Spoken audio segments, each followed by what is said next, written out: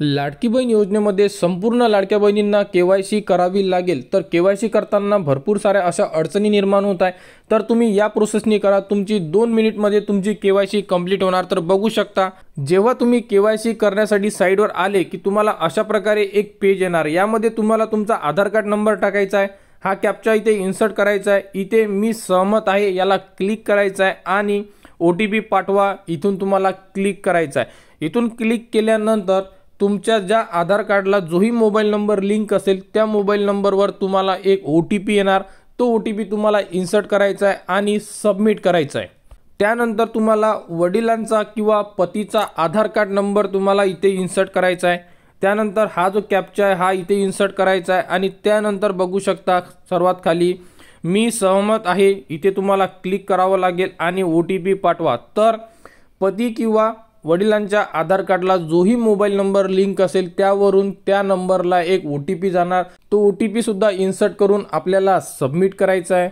तर बघू शकता यामध्ये तुमच्या वडिलांचे किंवा पतीचे नाव तुम्हाला येऊन जाणार। इथून तुम्हाला तुमची कास्ट सिलेक्ट करायची आहे, जी तुमची कास्ट असेल SC ST OBC इथून तुम्हाला तुमची कास्ट सिलेक्ट करायची आहे।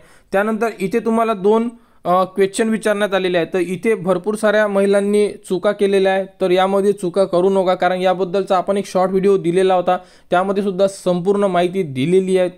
तर बघू शकता पहिला क्वेश्चन काय विचारण्यात आलेला आहे, माझ्या कुटुंबातील नियमित कायम कर्मचारी म्हणून सरकारी विभागात कार्यरत किंवा सेवानिवृत्ती वेतन लाभ घेत नाहीत, म्हणजे हे नकारार्थी वाक्य आहे। तर या प्रश्नाचं उत्तर संपूर्ण लाडक्या बहिणींना होय करायचं आहे। त्यानंतर तुम्हाला तुमची जात निवडायची आहे आणि त्यानंतर सुद्धा एक क्वेश्चन विचारण्यात आलेला आहे, माझ्या कुटुंबातील एक अविवाहित आणि एक विवाहित महिला या योजनेचा लाभ घेत आहे, इथे सुद्धा तुम्हाला होय क्लिक करायचं आहे। म्हणजे दोन्ही जे क्वेश्चन दिलेले आहे त्यामध्ये तुम्हाला होय क्लिक करायचं आहे। तर बघू शकता इथे सुद्धा तुम्हाला होय क्लिक करायचं आहे आणि इथे सुद्धा होय क्लिक करायचं आणि त्यानंतर सबमिट करायला क्लिक करायचं आहे। सबमिट केल्यानंतर बघू शकता तुमच्यासमोर अशा प्रकारे एक पेज येणार आणि यामध्ये लिहिलेलं असेल तुमची KYC पडताळणी यशस्वीरित्या पूर्ण झालेली आहे। तर अशा प्रकारे तुम्ही फक्त 4 स्टेपमध्ये तुमची KYC करू शकता। तर या प्रकारे संपूर्ण लाडक्या बहिणी 2 ते 3 मिनिटांमध्ये त्यांची KYC कंप्लीट करू शकतात। जर KYC तुमची दिवसभरामध्ये काम करत नसेल तर तुम्ही रात्रीच्या वेळेस किंवा सकाळच्या वेळेस तुमची KYC कंप्लीट करू शकता। तर लवकरात लवकर आपली KYC करा आणि KYC ही संपूर्ण लाडक्या बहिणींना करायची आहे।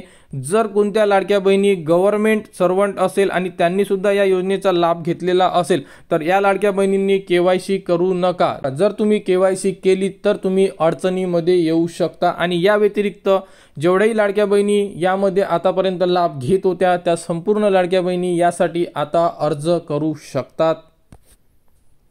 तर या प्रोसेसनी आपली KYC करा आणि आपले जे हप्ते असणार आहे हे सुरू ठेवा, कारण जेही लाडक्या बहिणी KYC करेल त्यांचेच हप्ते सुरू राहणार आहेत। तर मुख्यमंत्री माझी लाडकी बहीण योजनेबद्दल जेही पुढील अपडेट येईल ती तुम्हाला आपल्या चॅनलवर देण्यात येणार। त्यासाठी आपल्या चॅनलच्या कनेक्टमध्ये राहा, चॅनलला सबस्क्राईब करा व हा व्हिडिओ इतरांपर्यंत शेअर करा।